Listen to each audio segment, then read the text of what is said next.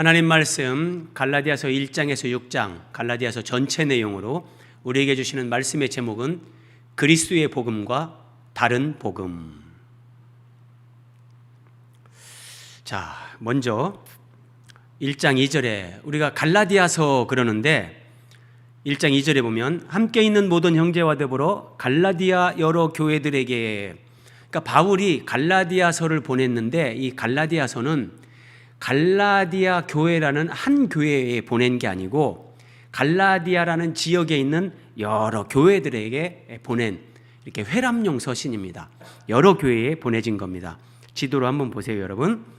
자, 지도 중앙 아래에 지중해가 있죠. 항상 지중해를 중심으로 해서, 자, 여기가 이스라엘입니다. 지중해 동남쪽, 여기가 이스라엘이 여기 있고, 그러면은 자, 바로 이 지중해 위에 있는 이 지역을 소아시아 그럽니다. 소아시아. 성경에서 소아시아. 그래서 라오디게아 교회를 위시한 요한계시록 2, 3장에 나오는 그 7개 교회에 예수님이 계시록을 기록해서 사도 요한에게 서신을 보내게 한 그 7개 교회가 있는 이 지역이 소아시아가 바로 이 지중해 위에. 그러면 갈라디아 지역은 어디냐? 여기를 갈라디아 지역이라고 합니다. 그러니까 이스라엘 나라에서 쭉 올라가 가지고 그 지중해 바로 위에 있는 지역 갈라디아. 여기 지금 소아시아, 갈라디아, 여기가 오늘날은 터키 나라입니다. 터키는 지금 이 소아시아 지역, 갈라디아 지역, 그리고 그 옆에 갑바도기아 지역이라는 데까지 거기를 합쳐서 오늘날 터키가 국가를 이루고 있습니다.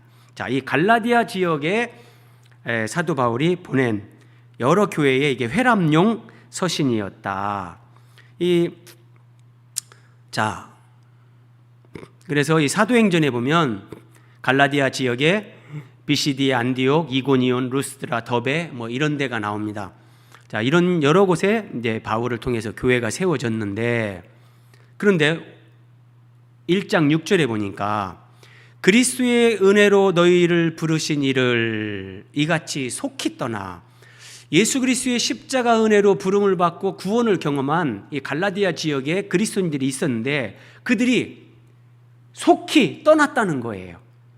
자, 뭐 교회를 떠났다는 건 아닌데 복음의 내용에서, 믿음의 내용에서 다른 복음을 따르는 쪽으로 속히 떠났다는 거예요. 이게 심각한 문제가 야기된 겁니다. 자, 그래서 바울이 말합니다. 다른 복음은 없다. 내가 하나님으로부터 받아서 너희에게 전해준 그 복음 외에 다른 복음은 없다. 만약에 누군가 너희에게 다른 복음을 전했다면 그것은 어떤 사람들이 너희를 교란하여 그리스도의 복음을 변하게 하려 함이라. 그래서 제가 오늘 말씀의 제목을 그리스도의 복음과 다른 복음 이렇게 잡았는데, 자, 7절에 그리스도의 복음이 나오죠. 자, 그리스도의 복음, 예수 그리스도의 복음이 뭔가 그 복음의 내용을 우리가 바르게 알면 6절에 다른 복음을 따르는 것을, 예수 그리스도의 복음을 정확하게 우리가 알면 다른 복음, 우리가 분별력이 생기는 거죠. 그리고 누가 전하든지 다른 복음을 전할 때 거기에 속지 않고 그것을 따라가지 않을 수 있게 되는 거예요. 자, 오늘 먼저 그래서 바울이 전한 그리스도의 복음이 뭔가, 예수 그리스도의 십자가 복음이 뭔가 그것을 살펴봅니다. 다르게 얘기하면 바른 복음. 성경에 우리에게 기록해서 주신 바른 복음이 있고 거기에서 조금 변질시킨 다른 복음이 있는데, 이 그리스도의 복음은 바른 복음. 자, 예수 그리스도의 복음, 바른 복음을 먼저 살펴봅니다. 복음을 이해하기 위해서 이 중요한 내용인데, 예수님께서 하나님을 이렇게 부릅니다. 의로우신 아버지요. 하나님은 의로우신 하나님. 하나님은 거룩하시다, 뭐 하나님은 사랑이시다, 이런 표현을 하는데 하나님의 속성 가운데 대표적이고 핵심적인 거, 의로우신 하나님. 하나님은 의롭다. 하나님은 의로우신 분입니다. 그래서 사람이 하나님의 형상대로 이렇게 지음 받았을 때, 하나님이 사람을 하나님의 형상대로 창조하셨을 때 설명 한번 보세요, 여러분. 에덴 동산에서 아직 선악과를 먹지 말라는 하나님의 명령을 어기지 않고 하나님 말씀에 순종하며 살아가는 그 상태, 죄가 들어오기 이전의 상태, 그 상태를 의로우신 하나님이 하나님의 형상대로 인간을 지은 그 상태를 인간이 의로운 상태, 뭐 의인 이렇게 해도 됩니다.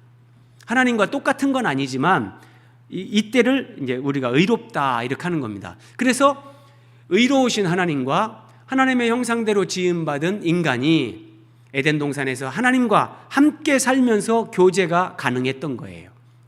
그런데 이제 문제가 생기죠. 자, 한 사람이 인류의 대표 아담이 순종하지 아니함으로 많은 사람이 죄인이 됐다. 자, 그런데 한 사람이 순종하심으로, 여기 한 사람은 예수님입니다. 예수님이 순종하심으로 많은 사람이 의인이 되리라. 여기 죄인과 의인이 대조가 됩니다. 그러니까 아담이 선악과를 먹기 전에는 우리가 하나님의 형상대로 지음받은 의인, 하나님이 의로우신 것처럼 우리도 의로운 존재였는데 아담의 범죄 이후에 이 세상에 사람 속에 죄가 들어와서 모든 사람은 죄인이 됐습니다. 그러면 하나님은 의로우신데 사람은 죄인이 됐어요. 그래서 어떤 일이 벌어지는가? 고린도서 6장에 보면 의와 불법이 어찌 함께 할 수 있겠느냐. 자, 하나님은 의로우신 분. 자, 우리에게는 우리가 불법을 행하면서 죄가 들어왔어요. 근데 하나님과 불법이, 의와 불법이 함께 할 수 없다는 거예요. 그것은 마치 빛과 어둠이 같이 할 수 없는 것처럼 그리스도와 벨리알, 예수님과 마귀가 조화를 이룰 수 없는 것처럼 하나님의 성전과 우상이 일치가 될 수 없는 것처럼 이것은 의와 불법이 함께 할 수 없다. 그래서 의로우신 하나님과 죄인이 된 인간 사이에 이제 막힌 담이 생기는 거예요. 오직 너희 죄악이 너희와 너희 하나님 사이를 갈라놓았다. 그래서 사람이 아담과 하와가 에덴 동산에서 추방당하는 거예요. 이게 하나님과 인간 사이에 이제 사이가 갈라지고 막힌 담이 생기는 거예요.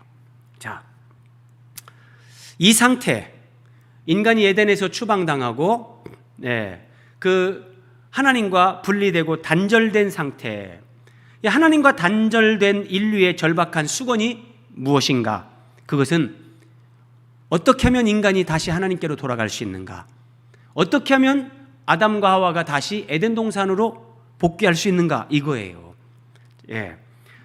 사람이 하나님께로 다시 돌아가기 위해서는 의롭다함을 받아야 되는 거예요. 죄인이 된 인간이 하나님이 너는 의롭다, 하나님으로부터 의롭다함을 받아야 의로우신 하나님과 하나님께로 다시 돌아가서 하나님과 그 교제가 회복이 될 수 있는 거예요. 성경에 이런 의롭다, 의인 뭐 이런 표현이 많이 나오는데 제가 쉽게 설명을 드린 거예요. 죄인인 인간은 하나님으로부터 의롭다함을 받아야만 하나님께로 다시 돌아가고 하나님과 교제가 회복되어지고 하나님의 생명으로 그 생명을 누리고 하나님과 함께 살아갈 수 있는 존재가 되는 거예요. 그러면 죄인이 어떻게 의롭다함을 받을 수 있는가? 어떻게 의롭다함을 얻을 수 있는가? 이것이 인류의 최대의 관심사, 아담의 타락 이후에 사람이 하나님 앞에 의롭다함을 얻을 수 있는 구약 성경에 두 가지 길을 제시해 줍니다. 첫 번째 길은 레위기 18장 5절, 너희는 내 규례와 법도를 지키라. 하나님께서 이렇게 말씀하세요. 하나님의 규례와 법도, 그러니까 하나님의 모든 율법을 다 지켜 행하면, 사람이 이를 행하면 그로 말미암아 살리라. 이게 무슨 말이냐면 하나님이 명령하신 모든 율법을 율법대로 다 지켜서 행하면 하나님 앞에서 그거로 말미암아 살린다. 의롭다함을 받고 영생을 얻게 된다는 거예요. 그러니까 의롭다함을 얻을 수 있는 두 가지 길 가운데 첫 번째, 모든 율법을 행함으로 하나님 앞에서 살게 되는, 영생을 얻게 되는 방법이 하나 있고, 자, 두 번째 방법은 하박국 2장 4절, 의인은 그의 믿음으로 말미암아 살리라. 자, 레위기 18장 5절에서는 율법을 행함으로 영원히 살게 되고, 자, 하박국 2장 4절에서는 믿음으로 사람이 하나님 앞에 영원히 살게 된다. 이게 의롭다함을 얻게 된다는 거예요. 네. 자, 그런데 여러분, 성경은 참 우리가 열심히 공부를 해야 됩니다, 여러분. 뭐 사람이 죄를 졌는데 하나님이 그래 너 뭐 죄 없다고 해줄게, 너 그냥 천국으로 너는 와라. 하나님은 그렇게 하실 수 있는 분이 아니에요. 인간은 그렇게 할 수 있을지 몰라지만 인간 속에 그 죄가 있기 때문에 하나님은 의로우신 분이라 죄 있는 인간을 그 상태로 하나님과 함께 살 수 있게 할 수가 없어요. 하나님의 속성상 그렇게 되지 않는 거예요. 근데 두 가지 길을 제시했는데, 율법을 다 행함으로 의롭다함을 받고 하나님 앞에서 영원히 살게 될 거냐, 믿음으로 의롭다함을 받아서 하나님과 영원히 사는 것을 얻게 될 것이냐. 자, 구약 성경에서 하나님이 두 가지 길을 제시해 주셨는데, 여기 믿는다는 거, 그러면 여기서는 무엇을 믿느냐? 하나님이 아브라함으로부터 이삭, 야곱으로부터 다윗으로부터 쭉 하나님이 언약해 준 메시아 언약, 그 메시아 언약을 믿음으로, 다시 말해서 이 땅에 메시아, 히브리어로 하면 메시아, 헬라어로 하면 그리스도, 구원자라는 말이죠. 예, 메시아로 그리스도로 오시는 예수 그리스도를, 하나님이 약속하신 그 예수 그리스도를 믿음으로 말미암아 의롭다함을 얻고 하나님 앞에 영원히 살게 될 거냐, 둘 중에 하나라는 거예요. 그런데 성경은 이렇게 선언합니다. 하나님 앞에서 아무도 율법으로 말미암아 의롭게 되지 못한다. 이게 성경의 선언이에요. 율법을 다 지켜 행하면 그것으로 하나님 앞에 살게 된다, 의롭다함을 얻고 영생을 누릴 것이다, 그렇게 말씀하셨는데, 사람은 아무도 하나님 앞에서 율법을 행함으로 의롭게 될 수 있는 사람이 없다. 성경은 이렇게 선언을 해요.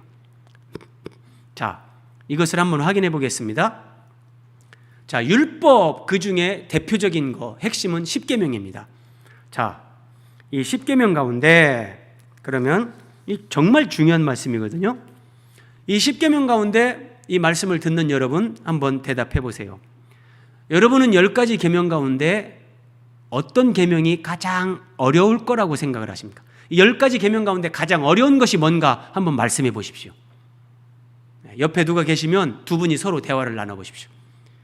이 하나님이 주신 10계명, 10가지 계명 가운데 어떤 계명이 가장 어려울까? 한번 대답해 보셨습니까? 사람마다 다 달라요. 그런데 성경을 알고 나면 율법이 뭔지, 십계명이 뭔지 그 의미를 알고 나면 의외로 답이 쉽게 보입니다.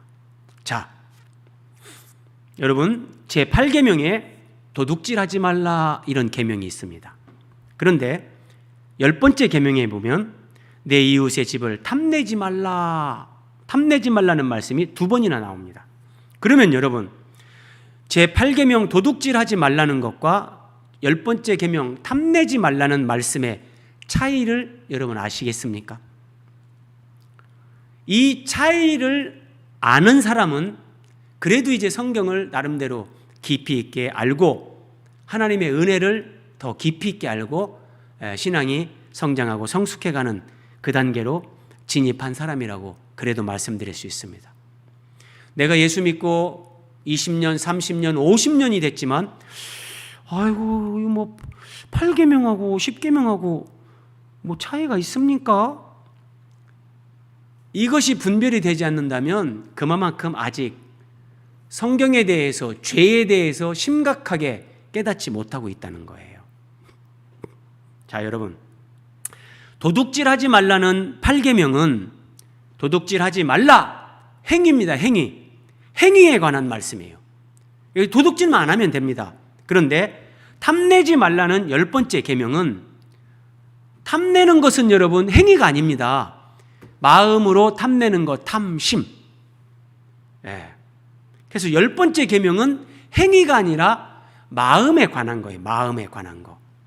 그런데 사람의 마음에는 하루에도 수십 번 탐심, 음욕, 미움, 악하고 더럽고 추하고 악취가 진동하는 그런 것들이 사람 마음에서 수없이 끝도 없이 평생에 이게 올라온다는 거예요. 그래서 10번째 계명, 하나님이 주신 율법, 그것의 대표가 10계명인데 그 중에 하나 10번째 계명에 탐내지 말라. 그러니까 마음으로 탐하는 마음을 갖지 말라는 거예요. 그런데 내 마음에서 탐심이 올라오는 것을 제어할 수 있는 인간은 없습니다. 자, 10번째 계명을 다시 보세요. 내 이웃의 집을 탐내지 말라. 그래서 이웃의 집, 이웃 집에는 우리보다 더 좋은 차가 있는데 그 이웃의 집에 뭐 좋은 차를 탐내지 말라. 그러면 그 정도는 할 수 있어요, 사람이. 그런데 보세요. 그 다음, 내 이웃의 아내를 탐내지 말라 이거예요. 근데 사람들이 뭐 이웃의 아내가 됐든지 이웃의 처자가 됐든지 이웃의 남편이 됐든지, 그래서 여기 남종이나 여종이나 이것도 탐내지 말라 그러는 거예요. 소나 낙이나 내 이웃의 모든 소유를 탐내지 말라. 그러니까 이웃의 아내를 보고 이웃의 남편을 보고 이웃의 남의 집에 여종이나 남종을 보고 내가 마음으로 탐하면 그것이 10번째 계명을 범하는 거예요. 그래서 예수님이 산상수훈에서 뭐라고 말씀하시냐면, 모세는 너희에게 이렇게 간음하지 말라고 했지만 나는 너희에게 이르노니 음욕을 품고 여자를 보는 자마다 이미 간음하였느니라. 그러니까 10계명의 원래 의미가 마음으로 음란한 생각을 하면서 여자를 보면 그것이 이미 간음한 것이다. 그래서 율법을 범하는 것이다. 그것이 원래 10계명의 의미다. 그래서 모세가 너희에게 이렇게 해석해 준 것으로 너희가 율법을 나는 간음하지 않았으니까 10번째 계명 다 지켰다, 그렇게 생각하고 있지만 너희가 마음으로 그런 죄를 졌다면 너희는 이미 간음죄를 진 거다, 그런 얘기예요. 그러면 여러분, 이 10번째 계명에서 자유로울 사람이 하늘 아래 있나? 없습니다. 사람은 뭐 어떤 음욕이 일어나고 비교의식이 일어나고 막 더 그런 소유욕, 탐심, 이것이 그냥 끊임없이 올라오는 게 사람인데, 그런데 나는 계명을 다 지켰다. 그 10계명의 10번째 계명의 의미가 뭔지를 모르기 때문에 부자 청년이 예수님에게 와서 어릴 때부터 10계명은 제가 다 지켰습니다, 이렇게 얘기하는데 성경을 제대로 모르고 있다는 거예요. 그런데 사도 바울은 언제 정말 주님의 종으로 그 사람이 세워졌냐? 사도 바울이 예수 그리스도를 다메섹 도상에서 만난 후에 성경을 다시 보면서 하나님이 10번째 계명을 깨닫는 은혜를 사도 바울에게 줬습니다. 그래서 바울이 진짜 바울이 되기 시작합니다. 한번 보세요, 여러분. 정말 놀라운 말씀이에요. 바울이 예수 그리스도를 만나기 전에 그때 이게 바울의 어떤 생각입니다. 율법의 의로는 나는 흠이 없는 자로다. 나는 율법 다 지켰다. 그러니까 10번째 계명이 마음에 관한 것이라는 걸 모른 거예요. 이렇게 했는데 로마서 7장 7절 보십시오. 사도 바울이 여기서 비로소 10계명 10번째 계명에 부딪히면서 하나님 앞에 모든 인간은 죄인이구나, 이걸 깨닫는 거예요. 자, 바울이 로마서를 기록했는데 우리가 무슨 말을 하리요? 율법이 죄냐? 그럴 수 없느니라. 율법으로 말미암지 않고는 내가 죄를 알지 못하였다. 그러니까 율법 때문에 내가 죄를 깨닫게 됐다는 거예요. 그런데 구체적으로 그 율법이 뭐냐? 곧 율법이 탐내지 말라 하지 아니하였더라면 내가 탐심을 알지 못하였으리라. 이게 10번째 계명이라는 거예요. 내 이웃의 아내나 남종이나 소나 낙이나 탐내지 말라. 다메섹 도상에서 예수 그리스도를 만나고 하나님의 성경을 다시 보게 합니다. 10계명 어릴 때부터 수없이 외워서 달달달 외우고 있는 그 말씀, 사도 바울이 그 말씀을 다시 보는데 성령께서 10번째 계명을 조명하시는 겁니다. 빛을 비추시는 겁니다. 8번째 계명은 행위에 관한 거지만 10번째 계명은 마음에 관한 것이구나. 하나님이 내 마음을 살핀다면 내 마음에 내가 얼마나 많은 그 수많은 더러운 죄악들을 품고 산 사람인가.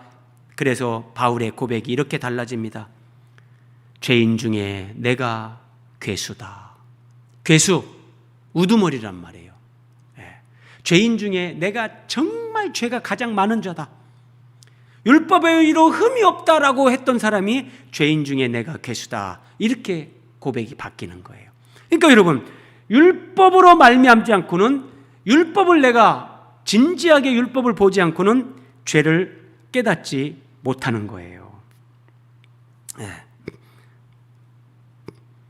자, 그러면 자, 지금 여러분 우리가 뭘 살펴보고 있습니까? 바울이 전한 그리스도의 복음이 뭔가, 그리스도의 복음.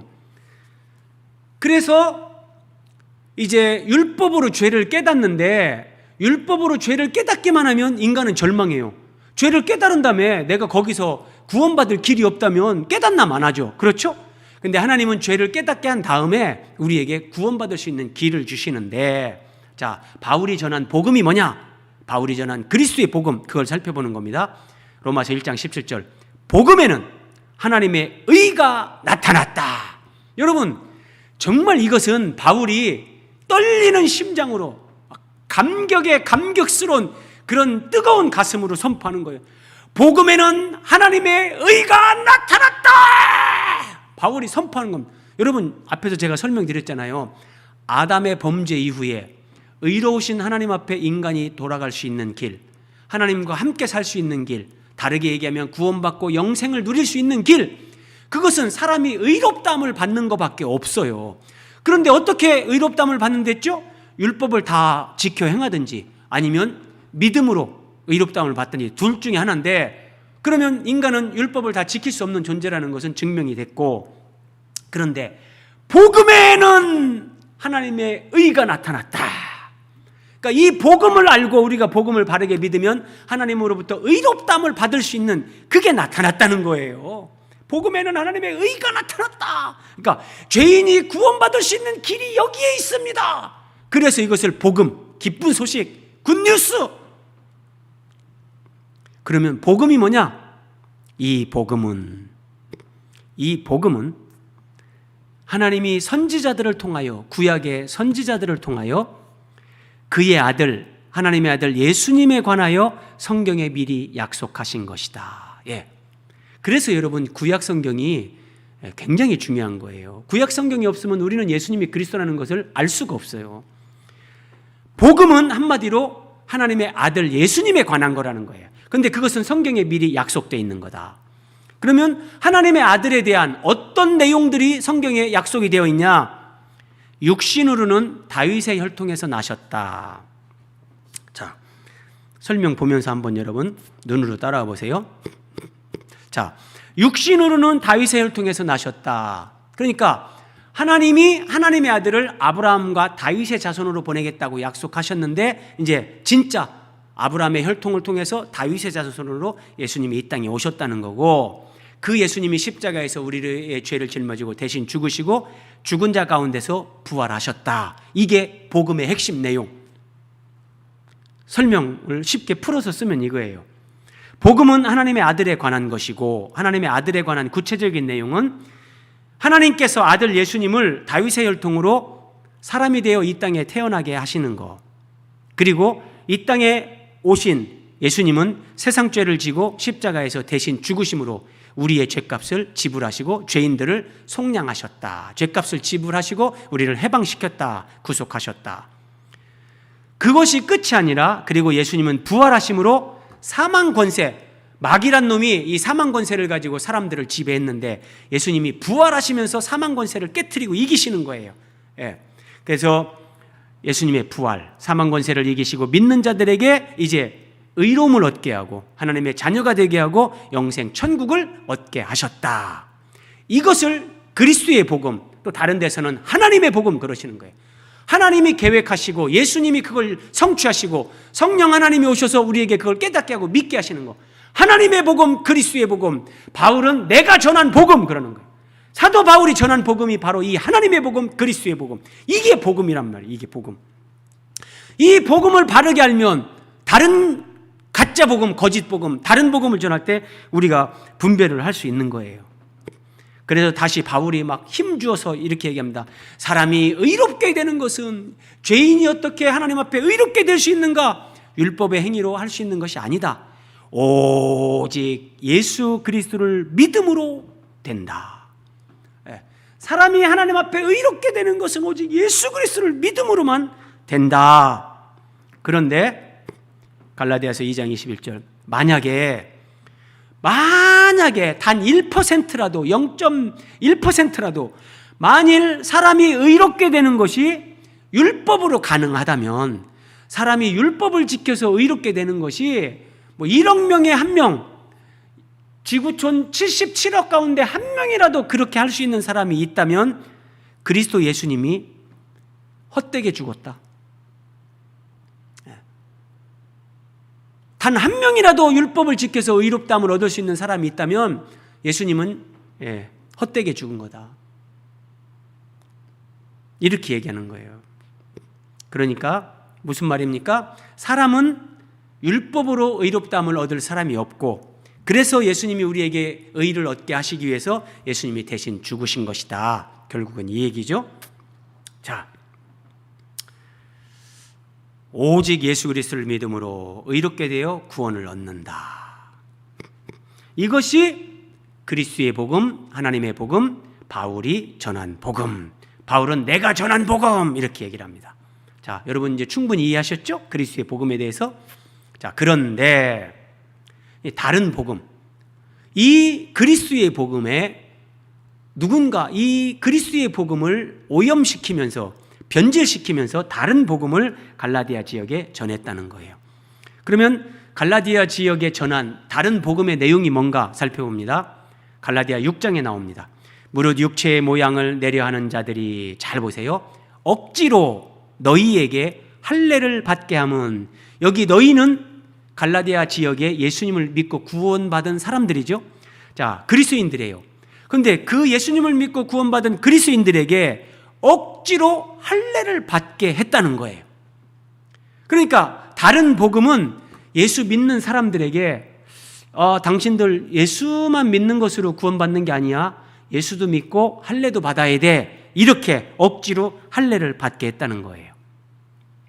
갈라디아 3장 2절 보세요. 내가 너희에게서 다만 이것을 알려하노니 너희가 성령을 받은 것이 율법의 행위로냐 혹은 듣고 믿음으로냐. 자, 여러분 잘 보세요.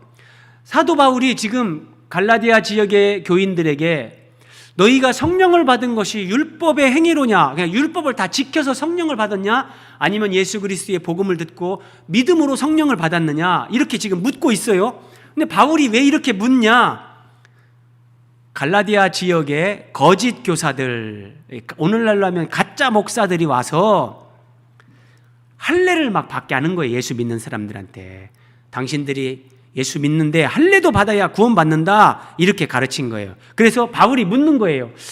여러분들이 성령을 받았다, 그래서 성령으로 거듭나고 하나님의 이제 그 구원의 은혜를 체험했는데, 여러분들이 성령을 받을 때 율법을 지켰기 때문에 율법의 행위로 성령이 임했냐, 아니면 예수님 복음을 듣고 믿을 때 성령이 임했냐? 자, 이 말씀을 듣는 여러분도 생각해 보세요. 여러분들이 성경의 어떤 율법을 지킬 때 성령이 여러분 마음에 오셨습니까? 아니에요. 예수님에 관한 복음을 들을 때, 듣고 깨달아져서 믿을 때 그냥 성령이 우리 안에 오신 거예요. 예. 사람이 성령으로 거듭나고 구원을 경험하는 것은 예수님의 십자가 복음을 들을 때 하나님께서 거저주시는 은혜로 되는 것이지, 사람의 어떤 행위로, 율법을 지킴으로 사람이 거듭날 수 있는 것이 아니다, 단호하게 얘기를 하는 거예요. 그런데 여러분, 여기서 우리가 정신 바짝 차려야 되는 게 하나 있어요. 제가 앞에서 언급을 했지만, 다른 복음을 전하는 사람들이 예수님을 부인하지 않는다는 거예요. 네. 여러분, 신천지에서 예수님 부인 안 합니다. 예수님 얘기합니다.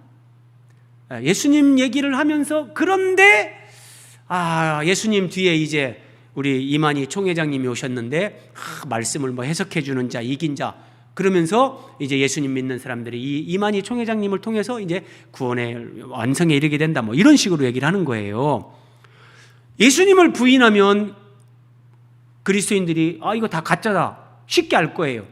근데 이것도 하고 저것도 하라고 하는 사람들이 예수를 믿어라, 그래, 예수님 믿어야지, 당연히 믿어야지. 근데 예수님 믿으면서 이것도 해야 돼, 이렇게 하니까 사람들이 여기에 속아 넘어갔다는 거예요.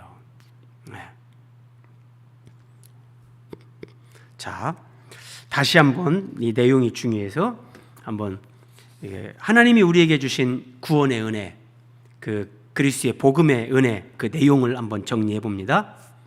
자, 밑에 설명을 한번 봐보세요.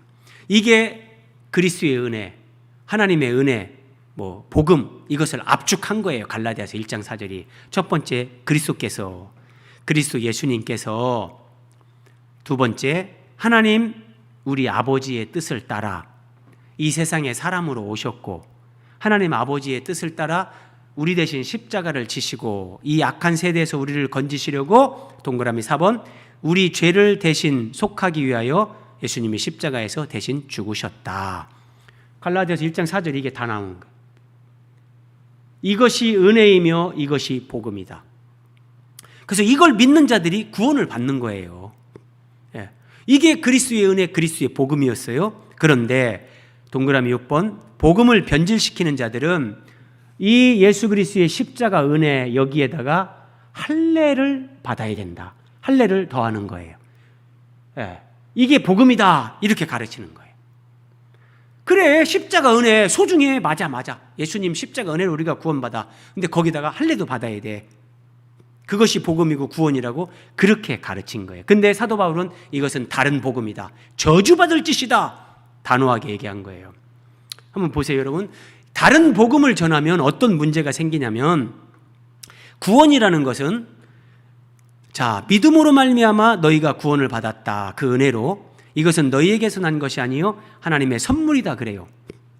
그래서 바울이 전한 복음 보세요. 그러면 바울이 전한 복음은 오직 예수 그리스도를 믿음으로, 예수 그리스도의 십자가 구속의 은혜를 믿음으로 우리가 구원을 받고, 이것이 하나님의 선물이라는 것은 공짜잖아요. 거저 준다는 거예요. 그래서 우리가 예수님을 믿는 것으로 하나님이 구원의 은혜를 거저 주셨다, 선물로. 그러니까 우리의 행위나 노력이 일절 없는 거예요.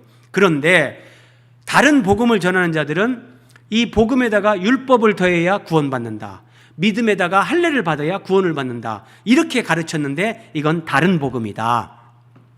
그러면 어떤 문제가 야기되냐면 이런 거예요. 구원이 오직 하나님의 선물이라는 것을 알고 믿을 때, 사도 바울이 로마서 7장에서 오라 나는 곤고한 사람이로다 이 사망의 몸에서 누가 나를 건져내랴 탄식하잖아요. 근데 그 탄식은 로마서 7장 7절 율법이 탐내지 말라 하지 아니하였으면 내가 죄를 알지 못하였으리라. 자기 마음의 탐심, 음욕 이런 더러운 것들을 보고 율법으로 비춰보고 나는 하나님 앞에 정말 구원받을 수 없는 죄인이구나 이 고백을 했는데, 그래서 이 사망의 몸에서 누가 나를 건져내랴 그렇게 했는데, 근데 만약에 거기에다가 율법을 행하라, 네가 할례를 받으라, 그럼 구원을 받는다라고 한다면, 동그라미 2번 보세요. 사도 바울이 절망 가운데 예수님을 통해서 우리가 구원받는다 그러면은 나는 한 것이 아무것도 없습니다. 오직 하나님의 은혜로 나는 구원받았습니다. 모든 영광을 성부, 성자, 성령 하나님께 돌리는 거예요. 그런데 하나님이 예수님도 보내줬는데, 그래서 하나님의 은혜, 그리고 내가 율법을 행했다, 내가 할례를 행했기 때문에 구원을 받는다. 그러면 여기에 자기 공로가 들어가는 거예요. 하나님의 은혜에다가 내 공로가 들어가는 거예요. 그러니까 하나님 앞에 100% 온전히 영광을 돌려야 되는데, 그 중에 10 중에 하나는 나도 영광 좀 받아야 되겠다. 얘들은 할례를 안 받아서 구원 못 받았는데 나는 예수도 믿고 할례도 받았으니까, 할례는 내가 받았는데 나는 율법을 내가 행했는데 나도 영광 받아야 되겠다. 하나님께 온전히 영광을 돌리는 게 아니라 자기에게 영광을 돌리는 거예요. 이 갈라디아서에 보면 이게 이제 자기를 자랑한다 이런 식으로 되는 거예요. 그리고 더 무서운 것은 율법 안에서 의롭다함을 얻으려 하는 너희는 그리스도에게서 끊어진다. 여러분이 보세요. 율법을 통해서 의롭다함을 얻으려고 하면, 그러니까 내가 예수님도 믿고 할례도 받아야 된다, 그래서 구원받으려고 한다면 그 사람들은 예수님에게서 끊어진다는 거예요. 거꾸로 구원받지 못한다는 거예요. 그래서 사도 바울이 이런 다른 복음을 전해서 사람들이 예수 그리스도에서 끊어지게 하고 은혜에서 떨어지게 하고 지옥으로 떨어지게 만든다면 그 다른 복음을 전하는 자들은 저주를 받는다. 바울이 저주라는 거예요. 여러분, 이게 다른 복음을 전하면 저주를 받을지어다 이러니까, 그런데 이게요, 우리말로 쉽게 직역을 하면 이런 거예요. 다른 복음을 전하는 자에게 저주가 임할지어다. 내가 다른 복음을 전하는 자들을 저주하노라 이 말이라니까요. 사도 바울이 저주를 하는 거예요, 그 사람들을요. 왜냐하면 그들이 전하는 다른 복음 때문에 예수님 믿는 사람들이 예수님에게서 끊어지는 일이 생기기 때문에요. 예, 끊어지는 일이 생기기 때문에. 예, 그러면 이 다른 복음을 전한 사람들이 누굴까? 아니, 갈라디아 지역에 와서 누가 다른 복음을 전했는데 그 많은 사람들이 신속히 다른 복음을 쫓아갔을까? 자, 사도행전 15장에 나옵니다. 어떤 사람들이 유대로부터 내려와서 형제들을 가르치되 너희가 모세의 법대로 할례를 받지 아니하면 구원을 받지 못하리라. 이렇게 가르친 거예요. 근데 유대로부터 이스라엘 예루살렘으로부터 이방인들에게 온 사람들이에요. 네.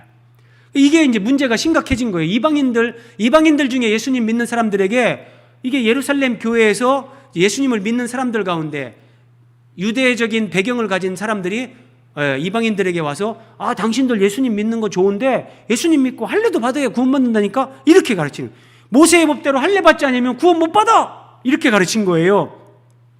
자, 사도행전 15장 5절에 보면 이게 이제 이 문제가 심각해서 예루살렘에서 최초의 교회 총회가 열린 거예요. 베드로, 예수님의 육신의 동생 야고보 이런 종교 지도자들, 사도 바울 전부 다 참석을 해가지고 아니 이방인들에게 예수님 믿으면서 할례를 받으라고 하면 이게 안 된다. 우리가 이거 예수 그리스도의 복음을 명료하게 일치시켜야 된다. 그래서 최초의 이 종교회의 총회가 열린 거예요. 그래서 교회 지도자들이 모여가지고 회의를 했는데 그때 바리새파 중에 어떤 믿는 사람이 바리새인이었어요. 근데 이 사람이 예수님 복음을 듣고 이제 예수님을 믿은 거예요. 이 사람도 예수님 믿는 사람이에요. 예수님을 믿는 사람인데 바리새인이니까 얼마나 율법에 대해서 능통하겠어요? 율법적인 배경을 가지고 있는 사람이 그 교회 지도자들 베드로를 유시해서 사람들이 다 모여있는데 거기서 일어나서 한마디 하는 거예요. 이방인에게는 할례를 행하고 모세의 율법을 지키라고 우리가 명하는 것이 마땅합니다. 예수님을 믿는 이방인들에게는 할례를 행하고 모세의 율법을 지키라고 해야 됩니다. 이렇게 하는 거예요. 이때 베드로가 일어나서 그건 아닙니다. 내가 고넬료의 집에 가서 그 이방인들에게 복음을 전하는데 성령께서 그들에게 임하셨습니다. 그들은 아무것도 하지 않고 복음을 듣기만 했는데 성령이 그들에게 임했습니다. 그래서 오직 예수 그리스도를 믿음으로 구원을 얻는 거다. 이제 예수님의 동생 야고보가 일어나가지고 맞다. 그러면서 딱 정리해가지고 이게 이제 딱 뼈대를 세웠어요. 여기 바리새파 중에 예루살렘 교회 전체 교회 지도자들 회의를 하는데 일어나서 이런 발언을 한 사람이라면 나름대로 최초의 예루살렘 교회에 나름대로 중요한 위치를 가지고 있었던 사람이에요. 자, 이런 사람들이 자기들 생각으로 아마 바리새파 중에서 예수님을 믿는 사람들을 이제 이방인들 교회에 막 보내는 거예요. 이 사람들이 가가지고 나는 예루살렘 교회에서 파송 받았다. 그러면 이방인 교회에서는 예루살렘 교회에서 왔다면은 일단은 거기가 본부라고 할 수 있으니까 존중하는 거죠. 근데 이 사람들이 와가지고 예수를 믿고 모세의 율법, 특히 할례는 무조건 받아야 구원을 받는다. 이렇게 가르치니까 그런가 보다 하고 사람들이 그 가르침을 따라갔다는 거예요. 자, 여러분 왜 이런 일이 생기는가? 이 바리새인들, 바리새파, 구약의 이스라엘 율법에 능통한 자들. 자, 여러분도 한번 이 말씀 보면서 생각해 보세요. 우리가 모세의 율법 그러면 창세기부터 신명기까지 성경 앞에 5권을 얘기하는데 창세기에서 하나님이 아브라함에게 이렇게 말씀하십니다. 너희 집에서 난 자든지 너희 돈으로 산 자든지 할례를 받아야 된다. 종으로 사온 사람이든지 너희 집에서 난 자든지 누구든지 간에 남자는 태어나면 8일 만에 할례를 받아야 된다. 할례를 받지 아니한 남자 곧 그 포피, 생식기의 포피, 그 껍질을 베지 아니한 자는 백성 중에서 끊어진다. 여러분이 보세요. 할례를 받지 아니한 남자는 백성 중에서 끊어진다. 이 말씀이 분명히 율법의 한 구절로 성경에 기록이 돼 있어요. 자, 이 말씀을 따라서 이스라엘 남자들은 태어나면 8일째 되는 날 무조건 다 할례를 받습니다. 그렇게 거의 그냥 이 사람들 머릿속에 이거 각인이 된 거예요. 그런데 예수님을 믿고 할례를 안 받아도 된다. 이게 사도 바울이 전한 복음, 베드로가 전한 복음. 그런데 이 바리새파 배경을 가진 사람들이 그래도 할례는 받아야 되는 거 맞을 것 같은데 하나님이 할례 받지 않으면 백성 중에서 끊어진다고 했는데, 자, 여러분, 성경에 이런 말씀이 이렇게 명백하게 기록이 되어 있단 말이에요. 여러분들이 이때 당시 바리새인 배경을 가진 예수 믿는 사람이라면 여기서 자유할 수 있겠냔 말이에요. 근데 여러분 보세요. 율법 하면 우리는 모세의 율법 그러잖아요. 근데 모세가 죽기 전에 신명기에서 유언과 같이 남긴 말씀 가운데 이런 말씀이 있어요. 너희는 마음의 할례를 행하라. 진짜 할례는 남자의 생식기에 포피를 베어버리는 육체에 하는 할례가 아니라 마음의 할례를 행하라고 율법을 받아서 우리에게 전달해 준 모세가 이렇게 말하고 있다는 거예요. 진짜 할례의 핵심은 마음의 할례에 있다. 그런데 유대인들은, 많은 사람들은, 종교생활하는 사람들은 할례를 행하라, 무엇을 하라, 하지 말라, 항상 이런 식으로 자기의 종교의 그 계율을 따라서 그렇게 자기들 나름대로 종교생활을 합니다. 그런데 하나님은 성경의 문자 안에 있는 진리, 영, 생명, 의미, 그것을 우리에게 깨달으라고 말씀하시는 거예요.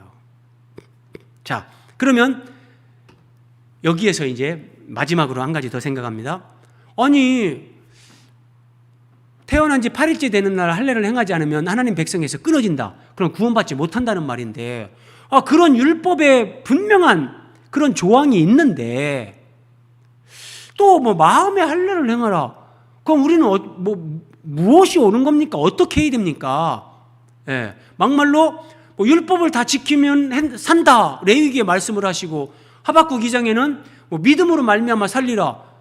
두 가지 상반된 말씀을 주면 우리는 어쩌란 말입니까? 뭘 어떻게 하란 말입니까? 이렇게 헷갈려하고 이렇게 의문을 품는 사람들이 있을 수 있는데, 그것은 하나님이 율법을 왜 주셨는가, 율법을 주신 목적, 율법의 기능을 이해하지 못했기 때문에 그러는 거예요. 그래서 여러분, 성경은 깊이 있게 목회자와 함께 공부를 해야 된다니까요. 그러니까 우리 교회는 주일 설교, 수요일 설교 정말 두 편만 일단 잘 들어도 여러분들이 웬만한 참 예수 믿는 사람들과 대화할 때 성경에서 여러분들이 뒤지지 않습니다. 물론 지식을 자랑한다 그런 의미가 아니고 복음을 더 깊이 알아야 되는 거죠. 자, 로마서 3장 20절 사도 바울이 율법을 주신 목적을 이렇게 얘기합니다. 율법의 기능을. 그러므로 율법의 행위로 그의 앞에 의롭다 하심을 얻을 육체가 없다. 여러분 잘 보세요. 율법의 행위로 의롭다 하심을 얻을 육체가 없다. 그러니까 율법을 행해서 구원 얻을 자라면 한 사람도 없다는 얘기예요. 그러면 율법을 왜 줬습니까? 이렇게 말할 수 있잖아요. 그래서 바울이 말하는 거예요. 율법을 왜 줬냐? 율법으로는 죄를 깨달음이니라. 하나님이 율법을 주신 것은 너희들이 율법을 다 지켜서 구원을 받아라, 그런 목적으로 준 게 아니라 율법으로는 죄를 깨달으라고 주셨다는 거예요. 이게 율법을 주신 목적, 율법의 기능이에요. 여러분, 예수님을 믿으면서 이 율법의 기능과 목적, 하나님이 율법을 주신 이런 목적을 알지 못한다면 10계명 중에 10번째 계명의 그 의미를 모른다면 여전히 젖먹이 신앙에 머물러 있는 거예요. 그래서 여러분, 하나님 말씀을 사모하고 그 말씀을 우리는 늘 배워야 된다니까요. 자, 이 말씀 보세요. 죄가 율법이 있기 전에도 세상에 있었다. 자, 율법은 하나님이 지금부터 3,500년 전에 모세를 통해서 주셨어요. 그런데 3,500년 전 그 이전에도 죄는 세상에 있었죠. 맞는 말이죠? 그런데 율법이 없을 때에는 죄를 죄로 여기지 않았다. 굉장히 중요한 말씀이에요. 자, 여러분, 최근에 우리 대한민국에 도로교통법이 하나 바뀌었는데, 초등학교나 중고등학교나 학교가 있는 학교 옆 도로는 제한 속도가 30km로 바뀌었습니다. 자, 학교 주변의 도로에서 제한 속도 30km 규정을 지켜야 된다. 이 규정이 만들어지기 전에는, 그 율법이 없을 때에는 학교 주변의 도로에 100km를 달려도 아무 문제 없습니다. 죄가 아닙니다. 근데 30km 제한 속도가 법이 만들어진 이후에는 30km를 지키지 않으면 그건 죄가 되는 거예요. 자, 한 가지 더 말씀을 드릴게요. 2015년 2월에 대한민국에서 간통죄가 폐지가 됐습니다. 그래서 제가 최근에 기사를 보니까 어떤 이 불륜녀가, 유부녀가 불륜을 저지르면서 자기 집으로 남자를 끌어들인 거예요. 남편이 그걸 알았어요. 그래서 이 상대 남자를 벌을 주게 해야 되는데 간통죄가 폐지가 되니까 방법이 없는 거예요. 그래서 우리 집에 내가 허락도 안 했는데 들어왔다. 그래서 주거 침입죄로 이 남편이 다른 남자를 이제 이렇게 소송을 했는데 법원에서 그것도 무죄라고 한 거예요. 뭐 아내도 집에 같이 사는 가족인데 아내가 들어오라 해서 들어갔는데 주거 침입죄 성립 안 된다. 그래서 세상에 남의 집에 들어가서 남이 유부녀하고 간통죄를 저질렀는데 무죄예요, 무죄. 그러니까 그 간통죄가 폐지가 됐기 때문에 이런 일이 생기는 거예요. 그러니까 법이 없으면 죄가 되지 않는 거예요. 사람들이, 자, 여러분 보세요. 그럼 하나님이 이 율법을 주시면서 10계명을 줬단 말이에요. 10계명, 7번째 계명, 간음하지 말라. 자, 대한민국의 간통죄가 폐지돼서 불륜을 저질러도 대한민국에서는 사법적으로 처벌을 받지 않습니다. 그런데 하나님의 말씀에는 간음하지 말라. 그래서 사람이 이 간음을 하면서 죄를 저지르면 양심의 가책을 받고 하나님 앞에서는 그게 죄가 되는 거예요. 그런데 만약에 3,500년 전에 하나님이 이런 율법을 주지 않았다고 해보세요. 그러면은 불륜을 저지르고 간음을 저지르는 사람들이 내가 죄라는 것을 인식을 안 합니다. 못 합니다. 그래서 율법이 없을 때는 죄를 죄로 여기지 아니하였느니라. 이 말씀이라니까요.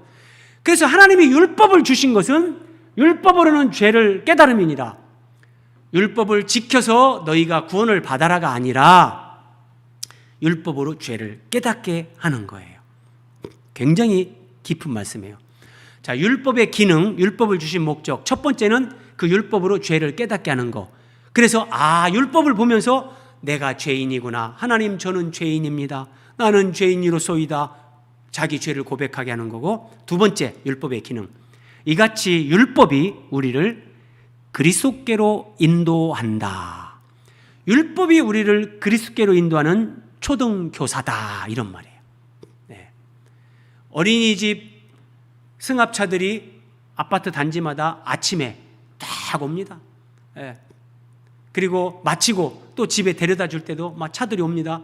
그러면은 어린이집 선생님이 먼저 문에서 딱 내려가지고 그 집의 아이를 딱 손잡아서 내려주고 아이를 데리러 온 엄마나 아빠에게 그 아이를 딱 이렇게 인계해 줍니다. 자, 율법이 바로 이거라는 거예요. 율법은 우리를 예수님께로 인도해 주는 어린이집 선생님이다. 쉽게 얘기하면 이 말입니다. 어린이 혼자 스스로 어린이집에 가서 자기가 수업 다 하고 자기가 집에 찾아오고 안 되는 거예요, 여러분. 자, 우리가 스스로 예수님 앞에 갈 수가 없는 거예요. 근데 율법이 우리를 그리스도께로 인도하는 마치 어린이집 교사와 같아서 율법을 통해서 우리가 예수님께로 인도함을 받고 그리고 예수님께 나아가서 예수님을 믿음으로 말미암아 우리가 의롭다함을 얻게 된다. 이게 율법을 주신 목적, 율법의 기능. 다시 한번 설명 보세요, 여러분. 율법을 통해서 죄를 깨닫게 합니다. 율법이 없으면 죄를 모른다니까요. 죄를 몰라요. 죄를 깨달은 사람이 그래서 예수 그리스도를 믿고 구원을 받게 하는 것이 율법을 주신 하나님의 뜻이다. 그런데 예수님을 믿은 후에도 율법을 지켜야 된다. 할례를 받아야 된다. 무슨 유월절을 지켜야 된다. 이따위로 가르치는 것은 다른 복음, 거짓 복음. 사탄의 복음이다. 이런 말이에요.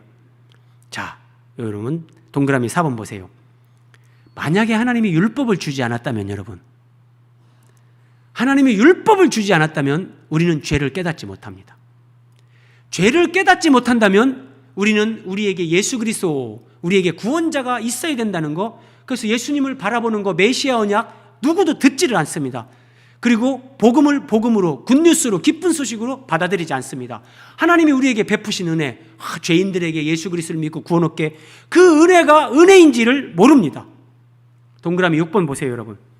극단적으로 말하면 하나님이 율법을 주시지 않았다면 사람은 구원을 얻을 수 없다는 결론에 이르게 된다는 거예요.